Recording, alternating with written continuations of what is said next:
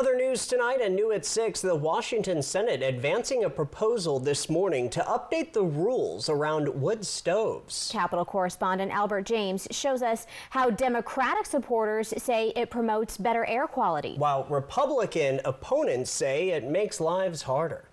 Allow people to see that they are actually passing the standards that they claim to be passing. Senate Bill 5174 would update the state's air quality standards around wood-burning devices like wood stoves and fireplaces. Requested by the Department of Ecology, they would issue standards that match stronger ones published by the Federal Environmental Protection Agency. The standards would only apply to new wood-burning devices. Existing devices wouldn't have to be changed or removed. My intention was never to take away anyone's wood stoves. Wood stoves are a great source of heat, especially in rural areas. If you're willing to put some arm energy into it, they can even be free heat. Prime sponsor Sharon Shoemake, a Democrat from Bellingham, says the bill would implement a voluntary program for manufacturers to certify their devices meet federal standards. An earlier version of the legislation initially required the state to create a mandatory certification process, as a federal report raised questions about whether devices were burning as cleanly as claimed. The OIG found that EPA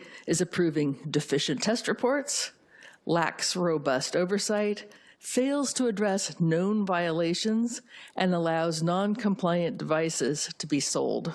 Republican senators argued the bill would overregulate wood stoves and make a crucial heat source more expensive. Shelley Short of Addy expressed concern the bill reduces consumer confidence in trusted manufacturers. It's actually made me very frustrated that, okay, if there's an issue with EPA, let's deal with it. Let's better understand that before you start going after an entire industry. She offered an amendment to change the legislation, but it failed.